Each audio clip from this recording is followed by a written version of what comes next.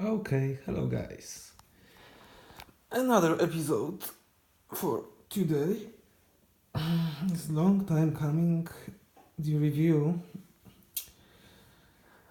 of Scott 342, the first model of the line. And yep, let's check out this thing. Maybe first these pads. I have the copy of the service manual. It is the original one. Let's check it out. Yeah, some of you may possibly think why he didn't prepare it. Anyway, because shit, whatever. Yeah. So the important stuff. This piece of technology was created in 1966 by American company H. Scott Inc. From Maynard. Okay, so let's check the specification. Here a closed up. But important things, what you need to remember is it has 25 watts for channel, but on the 8 ohms. So probably it's more if you even put less than 4 ohms, which set here is 32.5 watts at 4 ohms.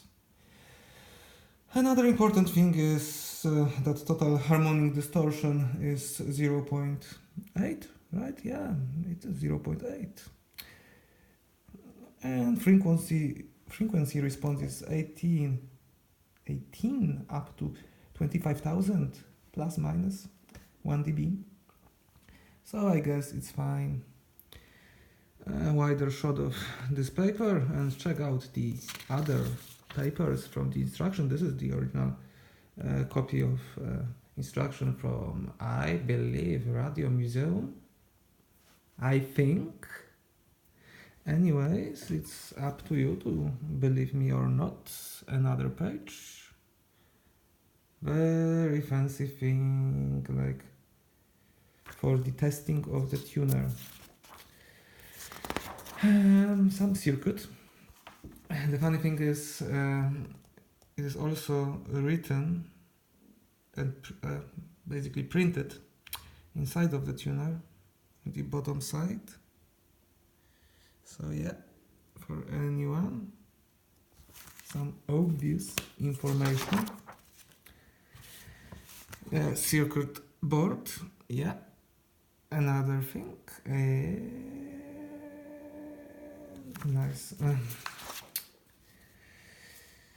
Even without some precious skills, you can see that the patch of the lines are quite far away from each other.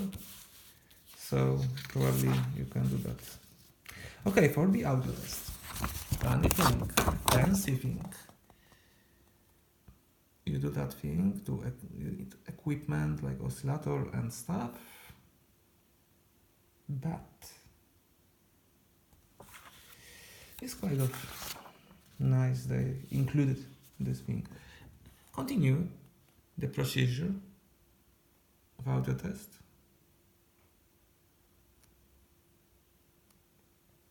Yep. And another page. You can think it is only review of the amplifier. Why do you show us the schematics of it? And you are right. I think my channel is boring. My pointing out of funny for me things is boring for most of you. So, screw it. My channel, my rules. And anyway, perhaps someone would have similar device and can see how easy it is to maintain it. And last 2 pages from 12 of them. List of the parts. Pretty useful, I think. Now, nowadays, you just need to go to the shop or send it. Here you can actually find all of the costs of the parts, which is fine. Okay, so first thing first, done. That's good. Let's check you up. Sorry, I will put it here. Bum, bum, bum, bum, bum, bum, bum. Yeah. This thing is quite heavy, but let's check out it first. We have like, yeah, forgot about this tape. It's only because the indicator of the FM band is moving, and I don't want it to move. I guess the glue here, after this a lot of years, let's say 51, 52, perhaps 53, check out my math, is broken. Anyway, indicator for FM signal here, mode automatic stereo, fancy little thing. Balance, of course, the same sound, so I won't do that, or maybe I will. Or bloody normal, so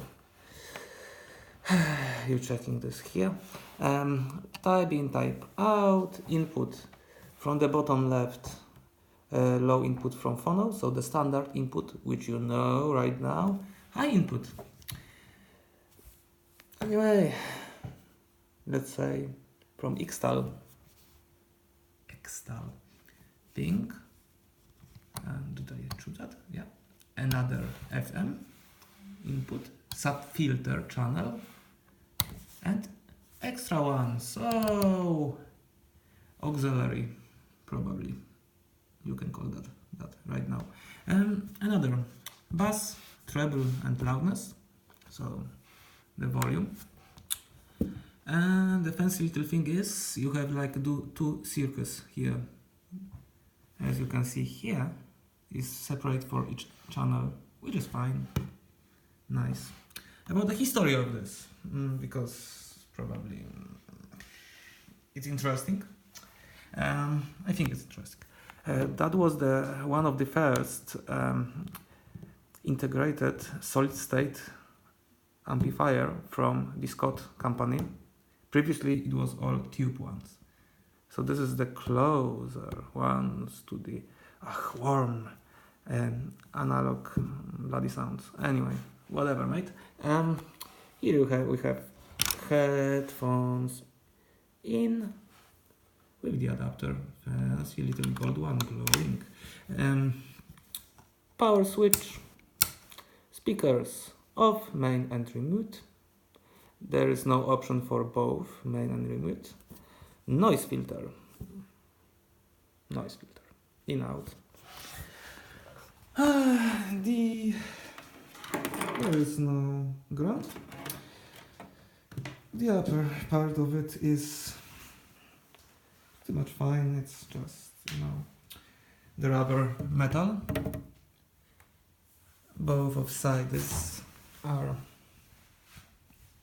metal, of course, aluminum, probably. Or assuming it could be steel. I don't know. Let's check it out. Nah, it's not steel whatsoever. Let's check out the behind of it. Something. Yeah, from here I have more light. From this position. Maybe from some lighter part. Okay, so behind we have like my landmass serial number, which is 328 1999. Some fancy thing like Scotsman. Some fuse. Let's check out this fuse. It's the original one, by the way. It's pretty fancy. Let's check it out. Yeah, probably it's sharp. Let's put it back here. Yeah, I cannot do that. Okay, I can. Or I'm not. I'm not able to put it out. Why? Why? There's only the only way. I need to use the force. Okay, fine. The fuse is up. Another two fuse for the speakers. I will show you later on. Here, here there's a problem because I forgot. I cannot take out that one without specific tool, but we will take this out. Yeah.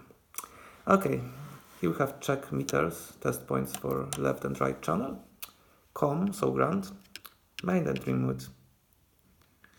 Connectors for the speakers, pretty fine, nice looking ones. Anything is unscrew. Yeah, this one, they are like on a zip thing. Okay, going later, further on, my English is so bad. We have left, right input channel for the extra, for the phono, for the tape in, and for the tape out.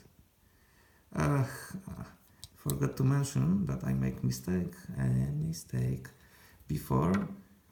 The high input of the phono is not for the external, so the old cartridges, but for the phono adapter, which has the amplifier preamp. I assume, but prove me wrong. Green and right and left place for the tuner. Yeah, because why not? Okay, so we have here, before we go inside and before I can take it and reverse it, let's check this out. What we have here behind this grills. I could use maybe better screwdriver. Okay. Bum, bum, bum. Yeah, long screw. Hop, hop. Yay! What do we have here? Yeah, what do you think, guys? What are those? Anyways, let's check out both of the fuse. Yeah, dirty little fuse. First one. Ugh, I don't have enough power in my hand. Or it is white. Strongly put. Yeah. Whoa, whoa, whoa, whoa, whoa, mate. That's how the fuse looks like. Why there's nothing inside? I don't understand. Anyways, yeah.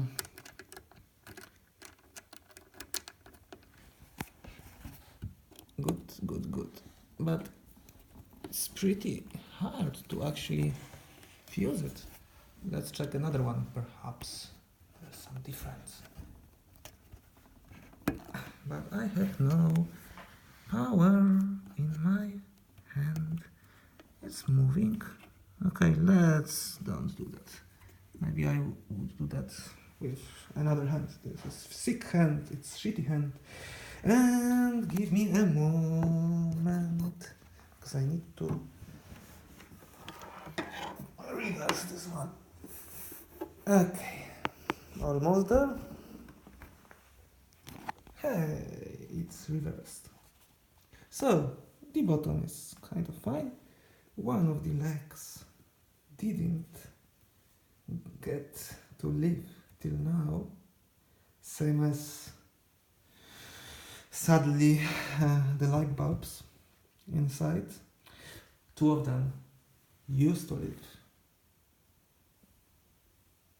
let's say 2 years ago, and they were original ones, but they lived like 50 plus years, and one shitty post office who sent it to me, or postman, screw them.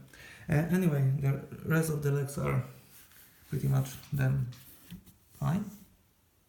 They are just typical plastic ones. And we have here another example of a fine work. So we have some schematics, or this part. Okay, so guys, okay, I won't take it out. The phone. In the second part of the video, I will go inside it and maybe say something more about it, because it's supposed to be for a 110 watts, but we are in Europe, so we have more power, or maybe not more power, different volume of the power, so 220 up to 30, depends on the country. Maybe there are countries with less. Anyways, it's up to you to check it out. And the last thing which I forgot, as you can see, here is quite a lot of space between it. Here also, as well as from the upper part of this. That's because Americans love to put things in wood chassis, because why not? It looks cool. So that one has no chassis, so it's up to me or up to anyone who have the same thing to put it into some fancy little wood, or some shitty little plain wood, or even perhaps tweak out wood. Wood.